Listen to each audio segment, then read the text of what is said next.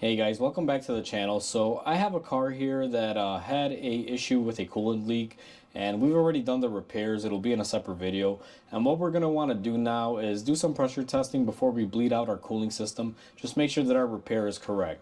So this is going to be a quick tip video on how to do a pressure test using a pressure gauge and pump.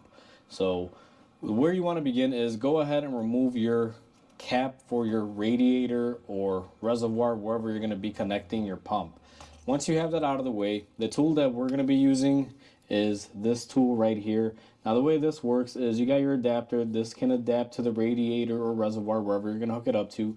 And then we have our pump. It has a gauge and everything. And you simply just pump air inside the system using that plunger.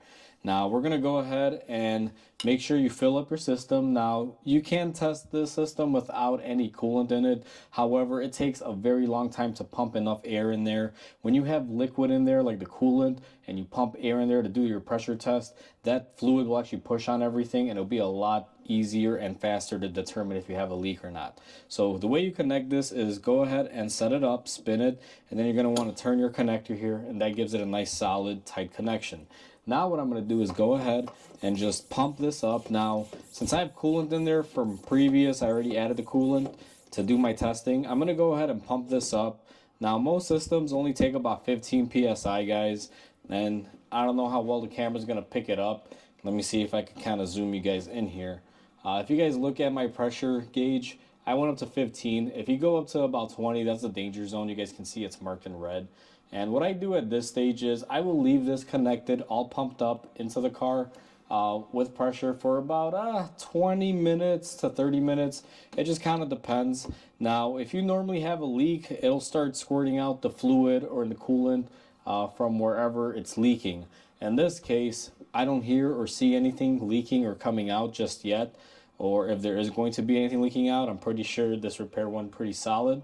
But I'm going to go ahead and leave it on here for about 20-30 minutes, and then I'll come back and check it.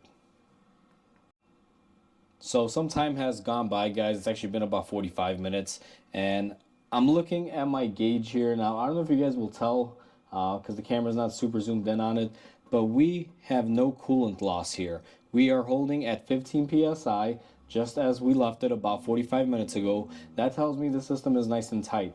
Now, if you do pump this up and leave it at 15 and you just find that it's kind of moved a little bit, let's say gone down like a pound or two, you may want to check to see if you have a leak. But sometimes what I do find is these systems do stabilize. Sometimes the gauge will kind of drop a little bit, or you'll have a little leak in your tool. And not necessarily the coolant system, so just be mindful. If you're going to leave it on for a really long time, I know that the gauge will eventually fluctuate by a pound or two. That's kind of normal, but just do your checks to make sure that you don't have any leaks. Once you're satisfied with your result, that you don't have any leaks, what you're going to want to do, and you got to be careful because now this thing is under pressure. It's like removing a radiator cap. If you're not careful, it will want to explode on you. On your tool, you have your little collar here, or your little snap lock ring, and what you're going to want to do is just little by little open it, and you're gonna hear that it's gonna hiss at you. It's basically releasing all of the air that you put in there. Once your air drops down to zero, what you're gonna want to do is go ahead and snap it all the way, and then you can go ahead and get your tool off. And once you get your tool off, you know you don't have any more leaks. So this video is meant to guide you guys on how to do a pressure test. Hopefully you guys enjoyed. It's really that simple, guys. You can do this at home if you have the tool for it. So with that said, please comment, like, and subscribe. It'll definitely help my channel grow. And hope you guys have a wonderful day. I'll catch you guys on the next repair.